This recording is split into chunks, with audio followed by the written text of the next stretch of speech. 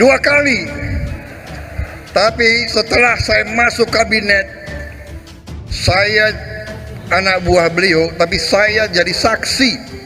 Saya lihat beliau salah satu pimpinan Indonesia yang paling keras kerjanya.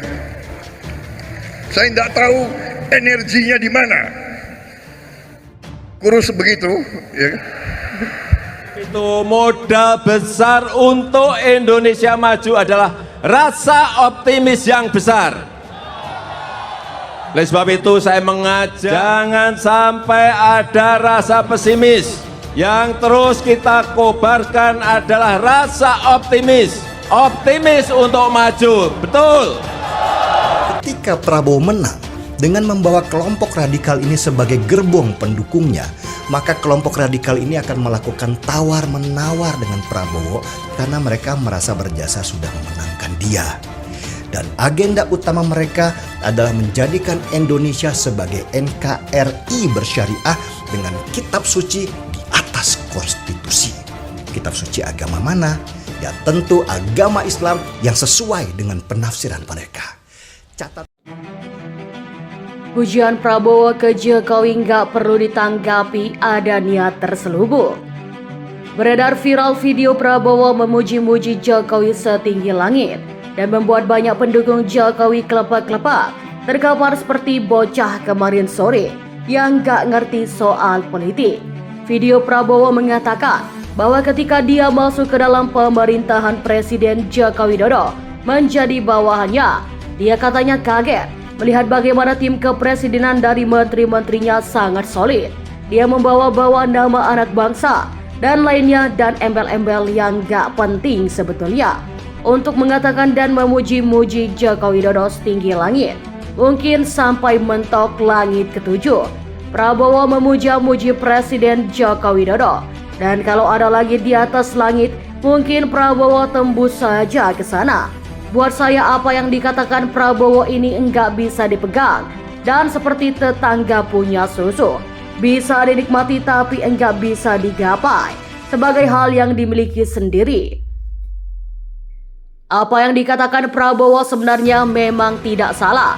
Justru kalau mau kita katakan lebih jujur lagi, masih banyak hal-hal yang bisa diangkat dari Presiden Joko Widodo selain apa yang disebut-sebut oleh Prabowo Subianto kemarin-kemarin.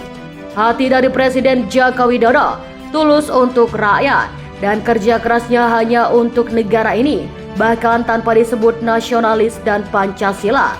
Joko Widodo sudah menunjukkan hal itu dengan sangat amat terang benderang.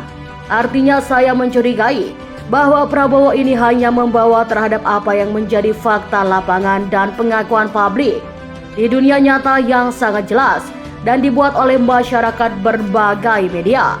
Prabowo ini mungkin mengatakan dan mengucapkan pujiannya kepada Presiden Joko Widodo demi untuk elektabilitasnya yang lagi turun agar cepat-cepat naik. Saya mencurigai hal ini karena memang dari awal saya tidak bisa percaya dengan Prabowo Subianto. Apalagi sejak dia melakukan sujud syukur pura-pura di TV One pada tahun 2014 dan 2019. Prabowo dengan enggak tahu dirinya menyebarkan berita bohong bahwa dirinya menang. Orang ini memang enggak punya malu dan aji terus-menerus untuk menggerogoti Presiden Joko Widodo, baik dari internal maupun eksternal. Dia pun pernah menggunakan dan menyebarkan hoax yang memunculkan oleh Ratna Sarumpait di depan media massa yang didengar secara nasional. Semua yang dia pernah kerjakan dan kepalsuan yang disebarkan dari mulutnya tidak akan serta-merta membuat rakyat Indonesia yang sudah pintar-pintar ini lupa. Boleh dong saya menduga bahwa Menteri Pertahanan yang sampai sekarang kinerjanya nggak terbukti bagus dengan panik dan ingin mencoba menaikkan sebagai calon presiden pada tahun 2024 nanti. Saya berharap para pendukung Joko Widodo tetap solid dan satu suara menolak Prabowo Subianto maju sebagai calon presiden. Prabowo saja kita tolak, apalagi Anies Baswedan dan kawan-kawannya. Orang seperti Prabowo ini tidak masuk hitungan rakyat Indonesia untuk maju lagi ke Pilpres 2024. Bisa saja dia per hari ini mendapatkan suara yang cukup tinggi meskipun masih ada di bawah Ganjar Pranowo.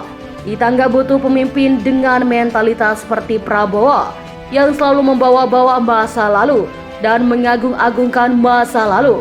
Kita juga nggak butuh pemimpin dengan mentalitas tukang ngomong dan tidak ada rekam jejak yang baik seperti Anies Baswedan.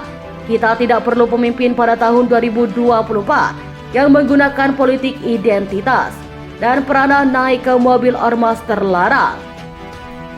Kita butuh pemimpin yang bersih dan Pancasila. Kita butuh pemimpin yang merangkul seluruh suku, agama, ras, dan antar golongan, ketimbang pemimpin yang menggunakan kesukuan untuk menang, seperti Anies Baswedan.